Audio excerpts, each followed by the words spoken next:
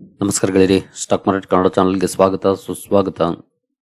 ಗೆಳೆಯರಿ, ವಿಡಿಯೋದಲ್ಲಿ government employees stock market ಅಲ್ಲಿ invest ಮಾಡಬಹುದಾ, ಟ್ರೇಡಿಂಗ್ ಮಾಡಬಹುದಾ, ಏನೆಲ್ಲ ಅಲೋ ಇದೆ, ಏನೆಲ್ಲ ಅಲೋ ಇಲ್ಲ ಅನ್ನೋದ್ರ ಬಗ್ಗೆ ತಿಳ್ಕೊಳ್ಳುವಂತ ಪ್ರಯತ್ನವನ್ನ ಮಾಡೋಣ. ಸಾಕಷ್ಟು ದಿನಗಳಿಂದ ಹಲವರು ಪ್ರಶ್ನೆ ಮಾಡ್ತಾ ಇದ್ರಿ ಕಮೆಂಟ್ ಸೆಕ್ಷನ್ ಅಲ್ಲಿ. ನಾನು ಕಮೆಂಟ್ ಸೆಕ್ಷನ್ ಅಲ್ಲಿ ಆನ್ಸರ್ ಕೂಡ ಮಾಡಿದ್ದೀನಿ ಕೆಲವರಿಗೆ, ಆದ್ರೂ ಪ್ರಶ್ನೆಗಳು ಬರ್ತಾನೆ ಇರ್ತವೆ ಒಬ್ರಲ್ಲ ಒಬ್ಬರ ಕಡೆಯಿಂದ. ಹಾಗಾಗಿ ಈ ವಿಡಿಯೋದ ಮೂಲಕನೇ ಏನೆಲ್ಲ ಅಲೋ ಇದೆ, ಏನೆಲ್ಲ ಅಲೋ ಇಲ್ಲ ಅನ್ನೋದ್ರ ಬಗ್ಗೆ ತಿಳಿಸ್ಕೊಡುವಂತಹ ಪ್ರಯತ್ನವನ್ನ ಮಾಡ್ತಾ ಇದ್ದೀನಿ. ಮೊದಲಿಗೆ ಡಿಸ್ಕ್ಲೇಮರ್ ಕೊಡ್ಲಿಕ್ಕೆ ಇಷ್ಟಪಡ್ತೀನಿ. ಇಲ್ಲಿ ಯಾವ್ದಾದ್ರು ಸ್ಟಾಕ್ ಅನ್ನ ನಾನು ಮೆನ್ಷನ್ ಮಾಡಿದ್ರೆ ಯಾವ್ದನ್ನು ಕೂಡ ನಾನು ರೆಕಮೆಂಡ್ ಮಾಡ್ತಿಲ್ಲ. ನೀವು ಫರ್ದರ್ ಸ್ಟಡಿ ಮಾಡಿ ಡಿಸಿಷನ್ ತಗೊಳ್ಬಹುದು. ಆಸ್ ಎ ಎಜುಕೇಶನಲ್ ಪರ್ಪಸ್ ನಾನು ವಿಡಿಯೋ ಮುಂದೆ ತರ್ತಾ ಇದ್ದೀನಿ. ಗೆಳೆಯರೆ, ಟಾಪಿಕ್ ಗೆ ಹೋಗೋದಕ್ಕೆ ಮುಂಚೆ ನಮ್ಮ stock market Kannada Instagram channel ಅನ್ನ ಫಾಲೋ ಮಾಡಿ. ಇದರ ಲಿಂಕ್ ಚಾನಲ್ ಡಿಸ್ಕ್ರಿಪ್ಷನ್ ಅಲ್ಲಿ ಇದೆ, ಹಾಗೂ ಕಮ್ಯುನಿಟಿ ಟ್ಯಾಬ್ ಅಲ್ಲೂ ಕೂಡ ನಿನ್ನೆ ಹಾಕಿದ್ದೇವೆ. ಹಾಗೆ SMK ಅಪ್ಡೇಟ್ಸ್ ವಾಟ್ಸ್ಆಪ್ ಚಾನಲ್ ಅನ್ನು ಕೂಡ ಫಾಲೋ ಮಾಡಿ. ಯಾಕಂದ್ರೆ ನನಗಾಗ್ಲೇ ಹೇಳಿದೀನಿ, ಯೂಟ್ಯೂಬ್ ಅಲ್ಲಿ ಕೆಲವೊಂದು ಸಮಸ್ಯೆಗಳಾಗ್ತಾ ಇದೆ, ಎಸ್ಪೆಷಲಿ ಮಾರ್ಕೆಟ್ ಗೆ ಸಂಬಂಧಪಟ್ಟಂತ ವಿಡಿಯೋಗಳನ್ನ ಕವರ್ ಮಾಡುವಂತವ್ರಿಗೆ. ಹಾಗಾಗಿ ಏನಾದ್ರೂ ಇಲ್ಲಿ ವಿಡಿಯೋ ಹಾಕ್ಲಿಕ್ಕೆ ಸಾಧ್ಯ ಆಗಿಲ್ಲ ಅಂತಂದ್ರೆ ಬೇರೆ ಆಪ್ಷನ್ಸ್ ಏನಿದೆ ಅವುಗಳನ್ನ ಎಕ್ಸ್ಪ್ಲೋರ್ ಮಾಡ್ತಾ ಇದ್ದೀವಿ. ಅದಕ್ಕೆ ಸಂಬಂಧಪಟ್ಟಂತ ಅಪ್ಡೇಟ್ ಗಳನ್ನ ನಿಮಗೆ ಇನ್ಸ್ಟಾಗ್ರಾಮ್ ಹಾಗೂ ವಾಟ್ಸ್ಆಪ್ ಚಾನಲ್ ನ ಮೂಲಕ ತಿಳಿಸ್ತೀವಿ. ಹಾಗಾಗಿ ಈ ಎರಡನ್ನು ಕೂಡ ಫಾಲೋ ಮಾಡಿ. ಇವನ್ ಇನ್ಸ್ಟಾಗ್ರಾಮ್ ಅಲ್ಲೂ ಕೂಡ ಇನ್ ಮುಂದೆ ಆಕ್ಟಿವ್ ಆಗಿರ್ತೀವಿ. ಇಷ್ಟು ದಿನ ಅಷ್ಟೇನು ಆಕ್ಟಿವ್ ಇರಲಿಲ್ಲ, ಬಟ್ ಇನ್ ಮುಂದೆ ಅಲ್ಲೂ ಕೂಡ ಆಕ್ಟಿವ್ ಆಗಿ ಅಪ್ಡೇಟ್ಸ್ ಅನ್ನ ಕೊಡುವಂತ ಪ್ರಯತ್ನವನ್ನ ಮಾಡ್ತೀವಿ. ಪೋಸ್ಟ್ ಹೋದ್ರೆ ಇಲ್ಲಿದೆ ಲಿಂಕ್ ನೋಡಬಹುದು. ರೀಡ್ ಮೋರ್ ಕೊಟ್ರೆ 2 ಲಿಂಕ್ ಕಾಣುತ್ತೆ. ಜೊತೆಗೆ ಚಾನಲ್ ಡಿಸ್ಕ್ರಿಪ್ಷನ್ ಅಲ್ಲೂ ಕೂಡ ಇರುತ್ತೆ 3 more ಲಿಂಕ್ಸ್ ಅಂತ ಇದೆ. ಇಲ್ಲಿ ಕ್ಲಿಕ್ ಮಾಡಿದ್ರೆ ನಿಮ್ಗೆ ಲಿಂಕ್ಸ್ ಸಿಗುತ್ತೆ. ಕೆಲವರು ವಾಟ್ಸ್ಆಪ್ ಚಾನಲ್ಗೆ ಜಾಯ್ನ್ ಆಗಕ್ ಆಗ್ತಿಲ್ಲ ಅಂತ ಕಮೆಂಟ್ ಮಾಡಿದಿರಿ. ಕೆಲವು ಸಲ ನೆಟ್ವರ್ಕ್ ಸಮಸ್ಯೆಯಿಂದ ಎರರ್ ಬರಬಹುದು. ಸ್ವಲ್ಪ ಹೊತ್ತು ಬಿಟ್ಟು ಟ್ರೈ ಮಾಡಿ, ಆಗುತ್ತೆ. ಏನು, ನಾವು government employees investment and trading rules ಕಡೆ ಬರೋಣ. ಎಸ್ಪೆಷಲಿ ಇಲ್ಲಿ ಸರ್ಕಾರ ಅಂದ್ರೆ ನಮ್ಮ ಕೇಂದ್ರ ಸರ್ಕಾರ ಆಗ್ಬೋದು ಅಥವಾ ರಾಜ್ಯ ಸರ್ಕಾರಗಳಾಗ್ಬೋದು, ಹಲವು ರೂಲ್ಸ್ ಗಳನ್ನ ಮಾಡಿದ್ದಾವೆ. ಇದಕ್ಕೆ ಸಂಬಂಧಪಟ್ಟಂತೆ ದೊಡ್ಡ ದೊಡ್ಡ ಡಾಕ್ಯುಮೆಂಟ್ ಗಳು ಕೂಡ ಇದಾವೆ. ನೋಡಬಹುದು 2023 ಡಾಕ್ಯುಮೆಂಟ್ ಒಂದಿದೆ. ಇದರಲ್ಲಿ ಒಂದಷ್ಟು ಪಾಯಿಂಟ್ಸ್ ಅನ್ನ ಮೆನ್ಷನ್ ಮಾಡಿದ್ದಾರೆ. ಇನ್ನು ಪರ್ಸನಲ್ ಪಾಲಿಸೀಸ್, ಇದರಲ್ಲೂ DOPT ಕೆಲವೊಂದು ರೂಲ್ಸ್ ಅನ್ನ ಮೆನ್ಷನ್ ಮಾಡಿದೆ. ನಾವು ಇವೆಲ್ಲವನ್ನು ಸಮರೈಸ್ ಮಾಡಿ ನಿಮ್ಮ ಮುಂದೆ ತರ್ತೇನೆ. ಅವಷ್ಟೇ ಅಲ್ಲ, ಇನ್ನು ಹಲವಾರು ಡಾಕ್ಯುಮೆಂಟ್ಸ್ ಇದಾವೆ. ಬಟ್ ಎಲ್ಲವನ್ನು ಸಮರೈಸ್ ಮಾಡಿ ಏನ್ ಅಲೋ ಇದೆ, ಏನ್ ಅಲೋ ಇಲ್ಲ, ನೀವೇನ್ ಮಾಡಬಹುದು, ಏನ್ ಮಾಡಬಾರ್ದು, ಇನ್ ಕೇಸ್ ಏನಾದ್ರೂ ನೀವು ಮಿಸ್ಟೇಕ್ ಅನ್ನ ಮಾಡಿದ್ರೆ ಇಲ್ಲಿ ಏನೆಲ್ಲ ಚಾಲೆಂಜಸ್ ಅಥವಾ ಚಾರ್ಜಸ್ ಎದುರಿಸಬೇಕಾಗುತ್ತೆ ಅನ್ನೋದು ಕೂಡ ನಿಮ್ಗೆ ಗೊತ್ತಾಗುತ್ತೆ. ಮೊದಲಿಗೆ ರೆಗ್ಯುಲೇಟರಿ ಫ್ರೇಮ್ ವರ್ಕ್ ಅನ್ನು ನೋಡಿದ್ರೆ central civil services conduct rules 1964, ಇದರಲ್ಲಿ ಇದಕ್ಕೆ ಸಂಬಂಧಪಟ್ಟಂತೆ ಬೌಂಡರೀಸ್ ಅನ್ನ ಹಾಕಿದ್ದಾರೆ. ಹಾಗೆ ರಿಪೋರ್ಟಿಂಗ್ ರಿಕ್ವೈರ್ಮೆಂಟ್ಸ್ ಬಗ್ಗೆ ಕೂಡ ಗವರ್ನಮೆಂಟ್ ತಿಳಿಸಿದೆ. ನಂತರ all India services conduct rules, ಇದರಲ್ಲೂ ಕೂಡ IAS, IPS and IFS officers ಗೆ ಕಂಪ್ಲೈನ್ಸ್ ರಿಕ್ವೈರ್ಮೆಂಟ್ಸ್ ಅನ್ನ ಕೊಟ್ಟಿದೆ ಸರ್ಕಾರ. ಇನ್ನು ಸ್ಟೇಟ್ ಸಿವಿಲ್ ಸರ್ವಿಸ್ ರೂಲ್ಸ್, ಎಲ್ಲ ರಾಜ್ಯ ಸರ್ಕಾರಗಳು ಕೂಡ ತನ್ನ ಎಂಪ್ಲಾಯೀಸ್ ಗೆ, ಅದರಲ್ಲೂ ಮಾರ್ಕೆಟ್ ಗೆ ಇನ್ವೆಸ್ಟ್ಮೆಂಟ್ ಮಾಡುವುದಕ್ಕೆ ಸಂಬಂಧಪಟ್ಟಂತೆ ಕೆಲವೊಂದು ರೂಲ್ಸ್ ಅನ್ನ ಹಾಕಿದೆ. ಹಾಗೆ department of personal and training circulars, ಈ ಎಲ್ಲ ರೂಲ್ ಬುಕ್ ಗಳಲ್ಲಿ ಇದಕ್ಕೆ ಸಂಬಂಧಪಟ್ಟಂತ ಮಾಹಿತಿ ಇದೆ. ಈ ಎಲ್ಲವೂ ಕೂಡ ನೋಡಬಹುದು ಇಲ್ಲಿ. These regulations explicitly prohibit speculative trading, require annual declaration of assets and liabilities, and mandate prior approval for substantial financial transactions. ಇದರ ಬಗ್ಗೆ ಇನ್ನೂ ಸ್ವಲ್ಪ ಡೀಟೇಲ್ ಆಗಿ ಹೋಗೋಣ, ಹಾಗೆ ಇನ್ನೂ ಕ್ಲಾರಿಟಿ ನಿಮ್ಗೆ ಸಿಗುತ್ತೆ. ಮೊದಲಿಗೆ ಯಾವೆಲ್ಲ ಇನ್ವೆಸ್ಟ್ಮೆಂಟ್ ಆಕ್ಟಿವಿಟೀಸ್ ಪರ್ಮಿಟೆಡ್ ಇದೆ, ಯಾವನ್ನ ನೀವು ಮಾಡಬಹುದು ಅದನ್ನ ನೋಡಿದ್ರೆ, long term share investments, purchasing company shares with intention to hold for extended periods, ಅಂದ್ರೆ ಮೋರ್ ದನ್ 1 year ಹೋಲ್ಡ್ ಮಾಡೋದನ್ನ ಲಾಂಗ್ ಟರ್ಮ್ ಅಂತ ಕರೀತಾರೆ. ಲಾಂಗ್ ಟರ್ಮ್ ಇನ್ವೆಸ್ಟ್ಮೆಂಟ್ಸ್ ಅನ್ನ ನೀವು ಮಾಡಬಹುದು, ಅದಕ್ಕೆ ಅಲೋ ಇರುತ್ತೆ. ಇನ್ನು diversified investment vehicle, mutual funds ಅಲ್ಲಿ ಮಾಡಬಹುದು, ಡೈರೆಕ್ಟ್ ಸ್ಟಾಕ್ ಅನ್ನು ಕೂಡ ತಗೊಳ್ಬಹುದು, ಜೊತೆಗೆ ಮ್ಯೂಚುವಲ್ ಫಂಡ್ಸ್ ಅನ್ನು ಕೂಡ ತಗೊಳ್ಬಹುದು, SIP ಮಾಡಬಹುದು, ETFs ಅಲ್ಲಿ ಇನ್ವೆಸ್ಟ್ ಮಾಡಬಹುದು, IPOs, bonds, fixed deposits, insurance products, NPS, public provident fund, ಇವುಗಳನ್ನೆಲ್ಲ ಮಾಡಬಹುದು. ಇದೆಲ್ಲವೂ ಕೂಡ ಅಲೋ ಇದೆ.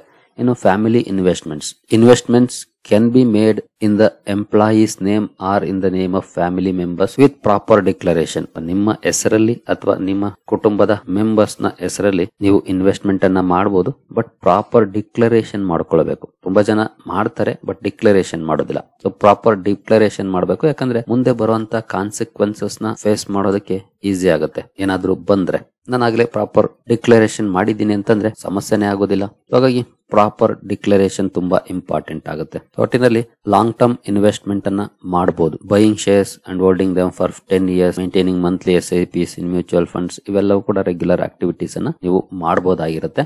ಇದಕ್ಕೆ ಯಾವುದೇ ರೀತಿಯ ರಿಸ್ಟ್ರಿಕ್ಷನ್ ಇಲ್ಲ.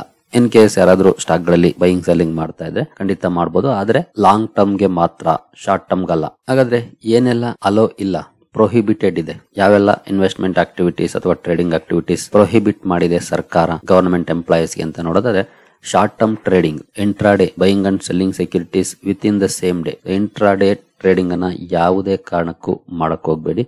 ಜೊತೆಗೆ ಇನ್ನು ಕೆಲವರು ಏನ್ ಮಾಡ್ತಾರೆ ಅಂತಂದ್ರೆ, ನಿಮ್ಮ ಅಕೌಂಟ್ ಇರುತ್ತೆ, ಅದನ್ನ ನಿಮ್ಮ ಮಕ್ಕಳು ಅಥವಾ ಬೇರೆ ಯಾರೋ ನಿಮ್ಮ ಫ್ಯಾಮಿಲಿ ಮೆಂಬರ್ಸ್ ಮಾಡ್ತಿರುವಂತ ಚಾನ್ಸಸ್ ಇರುತ್ತೆ. ಆ ತರ ಕೂಡ ಮಾಡಕ್ ಹೋಗ್ಬೇಡಿ. ನಿಮ್ಮ ಅಕೌಂಟ್ ಅಲ್ಲಿ ಟ್ರೇಡಿಂಗ್ ಆಕ್ಟಿವಿಟಿನ ಮಾಡಕ್ ಹೋಗ್ಬೇಡಿ. ಫ್ಯಾಮಿಲಿ ಮೆಂಬರ್ಸ್ ಇಂದ ಕೂಡ ಮಾಡ್ಸಕ್ ಹೋಗ್ಬೇಡಿ. ಅಂದ್ರೆ ಅವ್ರ ಅಕೌಂಟ್ ಅಲ್ಲಿ ಮಾಡಿದ್ರೆ ಓಕೆ, ಬಟ್ ನಿಮ್ಮ ಅಕೌಂಟ್ ಇಂದ ಅವರು ಟ್ರೇಡಿಂಗ್ ಮಾಡೋದು ಅಂದ್ರೆ ನೀವೇ ಮಾಡ್ದಂಗಾಗುತ್ತೆ ಅದು. ಹಾಗಾಗಿ ತುಂಬಾ ಜನ ಅನ್ಕೊಳ್ಬಹುದು, ನಾನ್ ಮಾಡ್ತಿಲ್ಲ, ನನ್ ಮಗನ ಕೈಲಿ ಮಾಡಿಸ್ತಿದೀನಿ, ಮಗಳ ಕೈಲಿ ಮಾಡಿಸ್ತಿದೀವಿ, ಅಥವಾ ವೈಫ್ ಅಥವಾ ಹಸ್ಬೆಂಡ್ ಮಾಡ್ತಿದ್ದಾರೆ ಈ ರೀತಿ. ಬಟ್ ನಿಮ್ಮ ಅಕೌಂಟ್ ಇಂದ ಆ ರೀತಿಯ ಟ್ರಾನ್ಸಾಕ್ಷನ್ ಅನ್ನ ಮಾಡಕ್ ಹೋಗ್ಬೇಡಿ. ಯಾಕೆ ಅಂತಂದ್ರೆ ನಿಮ್ಮ ಅಕೌಂಟ್ ಇಂದ ಮಾಡಿದ್ದೀರಿ ಅಂತಂದ್ರೆ ನೀವು ಯಾರ ಕೈಲಾದ್ರೂ ಮಾಡಿಸಿರಿ, ನೀವೇ ಮಾಡಿದ್ದೀರಿ ಅಂತ ಆಗುತ್ತೆ. ಹಾಗಾಗಿ ಯಾವುದೇ ಕಾರಣಕ್ಕೂ ನಿಮ್ಮ ಅಕೌಂಟ್ ಇಂದ ಆ ರೀತಿಯ ಟ್ರೇಡಿಂಗ್ ಆಕ್ಟಿವಿಟೀಸ್ ಅನ್ನ ಮಾಡಕ್ ಹೋಗ್ಬೇಡಿ. ಬೇಕಿದ್ರೆ ನಿಮ್ಮ ಮಕ್ಕಳ ಅಕೌಂಟ್, ವೈಫ್ ಹಸ್ಬೆಂಡ್ ಅಕೌಂಟ್ ಅವ್ರು ಮಾಡ್ತಾರೆ ಅಂದ್ರೆ ಓಕೆ. ನೀವು ಯಾರು ಕೆಲಸದಲ್ಲಿದ್ದೀರಿ, ಗವರ್ನಮೆಂಟ್ ಎಂಪ್ಲಾಯಿ, ಅವರ ಅಕೌಂಟ್ ಇಂದ ನೀವು ಟ್ರೇಡಿಂಗ್ ಆಕ್ಟಿವಿಟಿಯನ್ನ ಮಾಡಕ್ ಹೋಗ್ಬೇಡಿ. ಇವನ್ ನೀವು ಫ್ಯಾಮಿಲಿ ಮೆಂಬರ್ಸ್ ಅಕೌಂಟ್ ಇಂದ ನೀವು ಮಾಡಬಾರ್ದು. ಅವ್ರೇನಾದ್ರೂ ಮಾಡೋಕೆ ಗೊತ್ತಿರೋ ಅಂತರಾದ್ರೆ ಮಾಡಿದ್ರೆ ಓಕೆ, ಬಟ್ ನೀವೇ ಅದನ್ನ ಮಾಡೋದು ಕೂಡ ತಪ್ಪಾಗುತ್ತೆ. ಹಾಗಾಗಿ ನಿಮ್ಮ ಅಕೌಂಟ್ ಇಂದ ಓನ್ಲಿ ಲಾಂಗ್ ಟರ್ಮ್ ಇನ್ವೆಸ್ಟ್ಮೆಂಟ್ ಅನ್ನ ಮಾಡಬಹುದು, ಟ್ರೇಡಿಂಗ್ ಆಕ್ಟಿವಿಟಿ ಅಲ್ಲ. ಇನ್ನು speculative instruments, F&O, commodity trading, margin trading, other derivative instruments ಏನಿದೆ ಅಲ್ಲೆಲ್ಲೂ ಕೂಡ ನೀವು ಸ್ಪೆಕ್ಯುಲೇಟ್ ಮಾಡೋ ಆಗಿಲ್ಲ, ಅಂದ್ರೆ ಟ್ರೇಡಿಂಗ್ ಆಕ್ಟಿವಿಟಿಯನ್ನ ಮಾಡೋ ಆಗಿಲ್ಲ. ಹಾಗೆ misuse of position, using insider information gained from official position or financial benefit. ಅಂದ್ರೆ ನೀವು ಯಾವುದೋ ಒಂದು ಕಂಪನಿಯಲ್ಲಿ ಕೆಲಸ ಮಾಡ್ತಿದ್ದೀರಿ, ಅಲ್ಲಿನ ಒಳಗಿನ ಮಾಹಿತಿ ನಿಮ್ಗೆ ಗೊತ್ತಾಗುತ್ತೆ. ಆಗ ನೀವು ಅದನ್ನ ಬೇರೆಯವ್ರ ಜೊತೆ ಹಂಚ್ಕೊಳ್ಳೋದಾಗ್ಲಿ ಅಥವಾ ನೀವು ನಿಮ್ಮ ಸ್ವಹಿತಕ್ಕಾಗಿ ಬಳಸ್ಕೊಳ್ಳೋದಾಗ್ಲಿ ಇಂಥದ್ದನ್ನ ಕೂಡ ಮಾಡಬಾರದು. ಫಾರ್ ಎಕ್ಸಾಂಪಲ್, ನೀವು ಯಾವ್ದೋ ಡಿಪಾರ್ಟ್ಮೆಂಟ್ ಅಲ್ಲಿ ಇದ್ದೀರಿ, ಫಾರ್ ಎಕ್ಸಾಂಪಲ್ ಫೈನಾನ್ಸ್ ಮಿನಿಸ್ಟ್ರಿ ಅಂತಾನೆ ಇಟ್ಕೊಳ್ಳೋಣ. ಫೈನಾನ್ಸ್ ಮಿನಿಸ್ಟ್ರಿಯಲ್ಲಿ ಕೆಲಸ ಮಾಡ್ತಿದ್ದೀರಿ ಅಂದ್ರೆ ಫೈನಾನ್ಸ್ ಮಿನಿಸ್ಟ್ರಿಯಲ್ಲಿ ಆಗುವಂತ ಆಗು ಹೋಗುಗಳ ಬಗ್ಗೆ ಪರಿಚಯ ಇರುತ್ತೆ. ಯಾವ್ದೋ ಒಂದು ಡಿಸಿಷನ್ ಬರುತ್ತೆ ಅಂತ ಇಮಿಡಿಯೇಟ್ಲಿ ನೀವು ಬಂದು ಸ್ಟಾಕ್ ಮಾರ್ಕೆಟ್ ಅಲ್ಲಿ ಅಥವಾ ಯಾವ್ದೋ ಪರ್ಟಿಕ್ಯುಲರ್ ಸ್ಟಾಕ್ ಅಲ್ಲಿ ಹೋಲ್ಡಿಂಗ್ ಅನ್ನ ತಗೊಳ್ಳೋದು, ಈ ರೀತಿ ಇನ್ಸೈಡರ್ ಮಾಹಿತಿಯನ್ನ ಬಳಸ್ಕೊಂಡು ನೀವು ಪರ್ಸನಲ್ ಗೇನ್ ಗೆ ಪ್ರಯತ್ನ ಪಡೋದು ಕೂಡ ರಾಂಗ್ ಡೂಯಿಂಗ್ ಆಗುತ್ತೆ. ಹಾಗಾಗಿ ಆ ರೀತಿಯ ತಪ್ಪುಗಳನ್ನು ಕೂಡ ಮಾಡಕ್ ಹೋಗ್ಬೇಡಿ. ಇದು ಕೂಡ ಮಿಸ್ಯೂಸ್ ಆಫ್ ಪೊಸಿಷನ್ ಆಗುತ್ತೆ. ಏನು, ಫಾರ್ ಎಕ್ಸಾಂಪಲ್ ಲಿಸ್ಟೆಡ್ ಕಂಪನೀಸ್ ಅಲ್ಲಿ ಕೆಲಸ ಮಾಡೋರು ಇರ್ತಾರೆ, ಕಂಪನಿಗೆ ದೊಡ್ಡ ಆರ್ಡರ್ ಬರುವಂತ ಚಾನ್ಸಸ್ ಇರುತ್ತೆ, ಮಾತುಕತೆಗಳು ನಡೀತಾ ಇರುತ್ತೆ. ಇನ್ನೇನ್ ಫೈನಲೈಸ್ ಆಯ್ತು ಅಂತ ಸಂದರ್ಭದಲ್ಲಿ ಅನೌನ್ಸ್ ಮಾಡಕ್ ಮುಂಚೆ ಪೊಸಿಷನ್ ತಗೊಳ್ಳೋದು, ಇವೆಲ್ಲವೂ ಕೂಡ ರಾಂಗ್ ಡೂಯಿಂಗ್ಸ್. ಅಂತವನ್ನು ಕೂಡ ಮಾಡಕ್ ಹೋಗ್ಬೇಡಿ, ಮಾಡಬಾರದು. ಇನ್ನು undisclosed investments, large unexplained investments without proper intimation to authorities. For example, ನಿಮಗೆ ಸ್ಯಾಲರಿ 1 ಲಕ್ಷ ಇರುತ್ತೆ ಅಂತ ಇಟ್ಕೊಳ್ಳಿ, ನೀವು ಸಡನ್ ಆಗಿ ಮಾರ್ಕೆಟ್ಗೆ 10 ಲಕ್ಷ ಇನ್ವೆಸ್ಟ್ ಮಾಡ್ತೀರಿ. ಅದನ್ನ ಡಿಸ್ಕ್ಲೋಸ್ ಮಾಡಬೇಕು, ಇದು ಎಲ್ಲಿಂದ ಬಂತು. ಯಾಕಂದ್ರೆ ಯಾವ್ದಾದ್ರು ಒಂದು ಸೋರ್ಸ್ ಆಫ್ ಇನ್ಕಮ್ ಇದ್ದೇ ಇರುತ್ತಲ್ಲ, ಅದು ಬಂದಿದ್ದಕ್ಕೆ ಅದನ್ನ ಡಿಸ್ಕ್ಲೋಸ್ ಮಾಡಬೇಕು. ಡಿಸ್ಕ್ಲೋಸ್ ಮಾಡೋದ್ರಿಂದ ಏನಾಗುತ್ತೆ, ನಿಮ್ಗೆ ಸಮಸ್ಯೆಗಳಾಗಲ್ಲ. ಹಾಗಾಗಿ ಡಿಸ್ಕ್ಲೋಸ್ ಮಾಡೋದು ಬೆಸ್ಟ್ ಆಗುತ್ತೆ. ಅನ್ಡಿಸ್ಕ್ಲೋಸ್ಡ್ ಇದ್ರೆ ಅದು ಸಮಸ್ಯೆಯನ್ನ ತಂದೊಡ್ಡುತ್ತೆ. ಒಟ್ಟಿನಲ್ಲಿ ಡೇ ಟ್ರೇಡಿಂಗ್ ಅಲೋ ಇಲ್ಲ, F&O ದಲ್ಲಿ ಸ್ಪೆಕ್ಯುಲೇಟ್ ಮಾಡ್ಲಿಕ್ಕೆ ಅಲೋ ಇಲ್ಲ. ಹಾಗೆ ನೀವೇನಾದ್ರೂ ಇಂಪಾರ್ಟೆಂಟ್ ಪೊಸಿಷನ್ ಅಲ್ಲಿ ಇದ್ದೀರಿ, ಅಲ್ಲಿನ ಮಾಹಿತಿಯನ್ನ ನಿಮ್ಮ ಪರ್ಸನಲ್ ಲಾಭಕ್ಕಾಗಿ ಬಳಸ್ಕೊಳ್ತಿದ್ದೀರಿ ಅಂದ್ರೆ ಅದು ಕೂಡ ಅಲೋ ಇಲ್ಲ. ಇವುಗಳು ಪ್ರೊಹಿಬಿಟ್ ಆಗಿರುತ್ತೆ ಗವರ್ನಮೆಂಟ್ ಎಂಪ್ಲಾಯೀಸ್ಗೆ. ಇನ್ನು ಮ್ಯಾಂಡೇಟರಿ ರಿಪೋರ್ಟಿಂಗ್ ರಿಕ್ವೈರ್ಮೆಂಟ್ಸ್, ಕೆಲವೊಂದು ವಿಷಯಗಳಿಗೆ ಮ್ಯಾಂಡೇಟರಿ ನೀವು ರಿಪೋರ್ಟ್ ಮಾಡಬೇಕಾಗಿರುತ್ತೆ ನಿಮ್ಮ ಪೇರೆಂಟ್ ಆರ್ಗನೈಸೇಷನ್ಗೆ. Annual property return APR, every government employee ಇದನ್ನ ಮಾಡಬೇಕಾಗುತ್ತೆ. ಅವರು ಎಲ್ಲೆಲ್ಲ ಇನ್ವೆಸ್ಟ್ ಮಾಡಿದ್ದಾರೆ, ಜೊತೆಗೆ ಲಯಬಿಲಿಟೀಸ್ ಏನಿದೆ, ಇದು ಟ್ರಾನ್ಸ್ಪರೆನ್ಸಿಯನ್ನ ತೋರಿಸುತ್ತೆ. ಜೊತೆಗೆ ರೂಲ್ಸ್ ಅನ್ನ ನೀವು ಫಾಲೋ ಮಾಡ್ತಿರೋ ಬಗ್ಗೆ ಕ್ಲಾರಿಟಿ ಸಿಗುತ್ತೆ. APR ಅನ್ನ ಸಬ್ಮಿಟ್ ಮಾಡಬೇಕಾಗುತ್ತೆ ಪ್ರತಿ ವರ್ಷ. Prior permission for large investments, ನಾನು ಅವಾಗ್ಲೇ ಹೇಳಿದ್ನಲ್ಲ, ನಿಮ್ಮ ಸಂಬಳ ಫಾರ್ ಎಕ್ಸಾಂಪಲ್ ಉದಾಹರಣೆಗೆ 1 ಲಕ್ಷ ಅನ್ಕೊಂಡ್ರೆ 10 ಲಕ್ಷ ನೀವು ಇನ್ವೆಸ್ಟ್ ಮಾಡ್ತೀರಿ ಅಂತಂದ್ರೆ ಅದು ಎಲ್ಲಿಂದ ಬಂತು ಅನ್ನೋದನ್ನ ಆನ್ಸರ್ ಮಾಡಬೇಕಾಗುತ್ತೆ. ಹಾಗಾಗಿ ಅದಕ್ಕೆ ಮುಂಚೆನೆ ನನಗೆ ಈ ಸೋರ್ಸ್ ಇಂದ ಎಷ್ಟು ಬಂದಿದೆ, ಇದನ್ನ ನಾನು ಇನ್ವೆಸ್ಟ್ ಮಾಡ್ತಾ ಇದ್ದೀನಿ ಅಂತ ಪರ್ಮಿಷನ್ ತಗೊಂಡ್ರೆ ನಿಮ್ಗೆ ಮುಂದೆ ಬರುವಂತ ಸಮಸ್ಯೆಗಳು ಇರೋದಿಲ್ಲ. ಪ್ರಯರ್ ಪರ್ಮಿಷನ್ ತಗೊಳ್ಳೋದು ದೊಡ್ಡ ಇನ್ವೆಸ್ಟ್ಮೆಂಟ್ ಗಳಿಗೆ ನಿಮ್ಗೆ ಒಳ್ಳೇದು. ನಂತರ ಡಿಸ್ಕ್ಲೋಸರ್ ಆಫ್ ಫೈನಾನ್ಷಿಯಲ್ ಇಂಟ್ರೆಸ್ಟ್, ನಿಮ್ಮ ಅಫಿಷಿಯಲ್ ಡ್ಯೂಟಿಯ ಮೇಲೆ ಇಂಪ್ಯಾಕ್ಟ್ ಮಾಡುವಂತ ಯಾವುದೇ ಫೈನಾನ್ಷಿಯಲ್ ಇಂಟ್ರೆಸ್ಟ್ ಇರಲಿ ಅದನ್ನ ಡಿಸ್ಕ್ಲೋಸ್ ಮಾಡಿ, ಮುಚ್ಚಿಡಕ್ ಹೋಗ್ಬೇಡಿ. ಇದು ಕೂಡ ನಿಮ್ಗೆ ಬರುವಂತ ಸಮಸ್ಯೆಗಳನ್ನ ಕಡಿಮೆ ಮಾಡುತ್ತೆ. ಇವುಗಳು ಮ್ಯಾಂಡೇಟರಿ ರಿಪೋರ್ಟಿಂಗ್ ರಿಕ್ವೈರ್ಮೆಂಟ್ಸ್ ಆಗಿರುತ್ತೆ. Next, consequences of non compliance, ಅಂದ್ರೆ ನೀವು ಈ ರೂಲ್ಸ್ ಗಳನ್ನ ಫಾಲೋ ಮಾಡಿಲ್ಲ ಅಂದ್ರೆ ಏನೆಲ್ಲ ಎದುರಿಸಬೇಕಾಗುತ್ತೆ.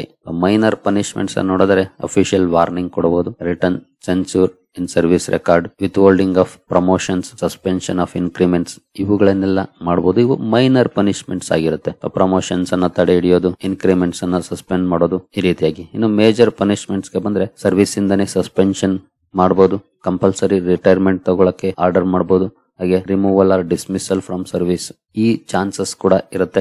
ಇನ್ನು ಲೀಗಲ್ ಕಾನ್ಸಿಕ್ವೆನ್ಸಸ್ ಗೆ ಬಂದ್ರೆ prosecution under prevention of corruption act, corruption act ನ ಅಡಿ ಪ್ರಾಸಿಕ್ಯೂಟ್ ಮಾಡಬಹುದು. ಸೆಬಿ ರೆಗ್ಯುಲೇಷನ್ಸ್ ನ ಅಡಿ ಚಾರ್ಜಸ್ ಹಾಕಬಹುದು, ಸಬ್ಸ್ಟಾನ್ಷಿಯಲ್ ಫೈನಾನ್ಷಿಯಲ್ ಪೆನಾಲ್ಟೀಸ್ ಕೂಡ ಹಾಕಬಹುದು, ಪೊಟೆನ್ಷಿಯಲ್ ಇಂಪ್ರೈಸನ್ಮೆಂಟ್ ಕೂಡ ಇರುತ್ತೆ, ಜೈಲ್ಗೂ ಕೂಡ ಕಳಿಸುವಂತ ಸಾಧ್ಯತೆಗಳಿರ್ಬೋದು. ಅಂದ್ರೆ ಇದೆಲ್ಲ ಏನೆಲ್ಲ ಮಾಡಿದ್ದಾರೆ ಅನ್ನೋದ್ರ ಮೇಲೆ ಡಿಪೆಂಡ್ ಆಗುತ್ತೆ. ಹಾಗಾಗಿ ಪ್ರಾಪರ್ ವೇನಲ್ಲಿ ನಾವು ಇವುಗಳನ್ನ ಮಾಡಿದ್ರೆ ಸಮಸ್ಯೆಗಳು ಇರೋದಿಲ್ಲ. ಕಷ್ಟಪಟ್ಟು ಕೆಲಸವನ್ನ ಗಳಿಸ್ಕೊಂಡಿರ್ತೀವಿ, ಅದನ್ನ ಉಳಿಸ್ಕೊಳ್ಳೋದು ಕೂಡ ತುಂಬಾ ಇಂಪಾರ್ಟೆಂಟ್. ಗೊತ್ತಿದ್ದು ಮಾಡೋ ತಪ್ಪು ಬೇರೆ, ಗೊತ್ತಿಲ್ದೇನೆ ಮಾಡೋ ತಪ್ಪು ಬೇರೆ. ಹಾಗಾಗಿ ತಿಳ್ಕೊಳ್ಬೇಕು ವಿಷಯಗಳನ್ನ, ಸಾಧ್ಯವಾದಷ್ಟು ತಪ್ಪುಗಳನ್ನ ಅವಾಯ್ಡ್ ಮಾಡಬೇಕು. ನಿಮ್ಗೆ ಗೊತ್ತಾಗಿದೆ ಈಗ ಏನೆಲ್ಲ ನಾವು ಮಾಡಬಹುದು ಅಂತ. ಹಾಗೆ ಯಾವೆಲ್ಲ ರೂಲ್ಸ್ ನಡಿ ಇವುಗಳು ಬರುತ್ತೆ, ನಂತರ ಮ್ಯಾಂಡೇಟರಿ ರಿಕ್ವೈರ್ಮೆಂಟ್ ಏನಿದೆ ಇವುಗಳ ಬಗ್ಗೆ ಕೂಡ ನನಗೆ ತಿಳಿಸಿದ್ದೀನಿ. ಕ್ವಿಕ್ ರೆಫರೆನ್ಸ್ ಮಾಡೋದಾದ್ರೆ ಲಾಂಗ್ ಟರ್ಮ್ ಇನ್ವೆಸ್ಟ್ಮೆಂಟ್ಸ್ ಪರ್ಮಿಷನ್ ಇರುತ್ತೆ, ಸಿಸ್ಟಮ್ಯಾಟಿಕ್ ಇನ್ವೆಸ್ಟ್ಮೆಂಟ್ಸ್ ಅಂದ್ರೆ SIP ಅಲ್ಲೋ ಇರುತ್ತೆ, ಬಾಂಡ್ ಅಂಡ್ ಫಿಕ್ಸ್ಡ್ ಡೆಪಾಸಿಟ್ಸ್ ಅನ್ನ ಮಾಡಬಹುದು, ಇನ್ಶೂರೆನ್ಸ್ ಅಂಡ್ ಪೆನ್ಷನ್ ಫಂಡ್ಸ್ ಅಲ್ಲಿ ಇನ್ವೆಸ್ಟ್ ಮಾಡಬಹುದು, ಟ್ಯಾಕ್ಸ್ ಸೇವಿಂಗ್ ಇನ್ವೆಸ್ಟ್ಮೆಂಟ್ ಅನ್ನು ಕೂಡ ಮಾಡಬಹುದು. ಪ್ರೊಹಿಬಿಟೆಡ್ ಅಂದ್ರೆ ಇಂಟ್ರಾಡೇ ಟ್ರೇಡಿಂಗ್ ಮಾಡುವಾಗಿಲ್ಲ, ಡಿರೈವೇಟಿವ್ಸ್ ಟ್ರೇಡಿಂಗ್ ಅನ್ನು ಮಾಡುವಾಗಿಲ್ಲ, ಕಮಾಡಿಟಿ ಸ್ಪೆಕ್ಯುಲೇಷನ್ ಇಲ್ಲ, ಇನ್ಸೈಡರ್ ಇನ್ಫಾರ್ಮೇಶನ್ ಬಳಸ್ಕೊಂಡು ಪೊಸಿಷನ್ ತಗೊಳ್ಳುವಂತದನ್ನ ಮಾಡಾಗಿಲ್ಲ. ಅನ್ಡಿಸ್ಕ್ಲೋಸ್ಡ್ ಇನ್ವೆಸ್ಟ್ಮೆಂಟ್ಸ್ ಯಾವುದೇ ಕಾರಣಕ್ಕೂ ಯಾವುದನ್ನು ಅನ್ಡಿಸ್ಕ್ಲೋಸ್ ಆಗಿ ಇಟ್ಕೊಳಕ್ ಹೋಗ್ಬೇಡಿ. ನೀವೇನೆಲ್ಲ ಇನ್ವೆಸ್ಟ್ ಮಾಡಿದಿರಿ, ಎಲ್ಲೆಲ್ಲ ಮಾಡಿದಿರಿ ಅದನ್ನ ಡಿಸ್ಕ್ಲೋಸ್ ಮಾಡಿ. ಇದು ನಿಮ್ಮ ಸಮಸ್ಯೆಗಳನ್ನ ಕಡಿಮೆ ಮಾಡುತ್ತೆ. ಆನ್ಯುಯಲ್ ಪ್ರಾಪರ್ಟಿ ರಿಟರ್ನ್ ಅನ್ನ ಪ್ರತಿ ವರ್ಷ ಮಾಡಿ ರೆಗ್ಯುಲರ್ ಆಗಿ. ಈ ಮೂಲಕ ಹಲವು ಸಮಸ್ಯೆಗಳನ್ನು ನೀವು ಪರಿಹಾರ ಮಾಡಿಕೊಳ್ಬಹುದು, ದೊಡ್ಡ ಮಟ್ಟಕ್ಕೆ ಹೋಗದೆ ಇರೋ ರೀತಿಯಲ್ಲಿ.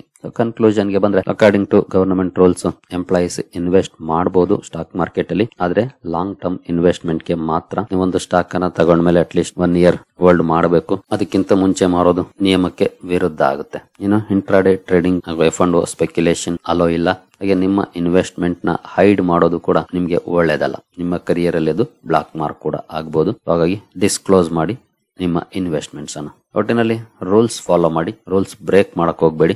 ಲಾಂಗ್ ಟರ್ಮ್ ಗೆ ಅಂತ ಫೋಕಸ್ ಮಾಡಿ. ಅಲಿಗೇಷನ್ಸ್ ನ ಅವಾಯ್ಡ್ ಮಾಡಬೇಕು ಅಥವಾ ದೂರ ಇರಬೇಕು ಅಂದ್ರೆ ಟ್ರಾನ್ಸ್ಪರೆನ್ಸಿ ಮೇಂಟೈನ್ ಮಾಡಿ. ಇನ್ ಕೇಸ್ ನಿಮ್ಗೆ ಏನಾದ್ರೂ ಡೌಟ್ಸ್ ಇದೆ ಅಂತಂದ್ರೆ ನಿಮ್ಮ ಡಿಪಾರ್ಟ್ಮೆಂಟ್ ನ ವಿಜಿಲೆನ್ಸ್ ಆಫೀಸರ್ ಅಥವಾ ಫೈನಾನ್ಷಿಯಲ್ ಕಂಪ್ಲೈನ್ಸ್ ಟೀಮ್ ಅನ್ನ ಕಾಂಟ್ಯಾಕ್ಟ್ ಕೂಡ ಮಾಡಬಹುದು. ಅವ್ರ ಹತ್ರ ಇನ್ನೂ ಒಂದಷ್ಟು ಮಾಹಿತಿಯನ್ನು ಕೂಡ ಪಡ್ಕೊಳ್ಬಹುದಾಗಿರುತ್ತೆ. ಇದಕ್ಕೆ ಸಂಬಂಧಪಟ್ಟಂತೆ vigilance officer or financial compliance team ಅವರನ್ನ ಕನ್ಸಲ್ಟ್ ಕೂಡ ಮಾಡಬಹುದು. ನಿಮ್ಮ ಡಿಪಾರ್ಟ್ಮೆಂಟ್ ಅಲ್ಲಿ ಆಲ್ಮೋಸ್ಟ್ ಪ್ರತಿ ಡಿಪಾರ್ಟ್ಮೆಂಟ್ ಕೂಡ ವಿಜಿಲೆನ್ಸ್ ಆಫೀಸರ್ಸ್ ಅನ್ನ ಹೊಂದಿರುತ್ತೆ. ಅವರ ಮೂಲಕ ಮಾಹಿತಿಯನ್ನ ಪಡ್ಕೊಳ್ಬಹುದಾಗಿರುತ್ತೆ. ಸರಿಗಳಿರಿ, ನಿಮ್ಮ ಎಲ್ಲ ಪ್ರಶ್ನೆಗಳಿಗೆ ಉತ್ತರ ಸಿಕ್ಕಿದೆ ಅಂದ್ಕೊಳ್ತೀನಿ. ಹಾಗೆ ನಮ್ಮ ಇನ್ಸ್ಟಾಗ್ರಾಮ್ ಹಾಗೂ ವಾಟ್ಸ್ಆಪ್ ಚಾನಲ್ ಅನ್ನ ಫಾಲೋ ಮಾಡೋದನ್ನ ಮರಿಬೇಡಿ. ಎರಡರ ಲಿಂಕ್ ಕೂಡ ಡಿಸ್ಕ್ರಿಪ್ಷನ್ ಅಲ್ಲಿ ಇದೆ, ಜೊತೆಗೆ ಕಮ್ಯುನಿಟಿ ಟ್ಯಾಬ್ ಅಲ್ಲೂ ಕೂಡ ಇದೆ. ಮಿಸ್ ಮಾಡದೆ ಎರಡನ್ನು ಕೂಡ ಫಾಲೋ ಮಾಡಿ. ಸರಿಗಳಿರಿ, ಈ ವಿಡಿಯೋ ನಿಮಗೆ ಇಷ್ಟ ಆಗಿದೆ ಅಂದ್ಕೊಳ್ತೀನಿ. ಮುಂದಿನ ವಿಡಿಯೋದಲ್ಲಿ ಸಿಗೋಣ. ಅಲ್ಲಿವರೆಗೂ ಜೈ ಹಿಂದ್, ಜೈ ಕರ್ನಾಟಕ.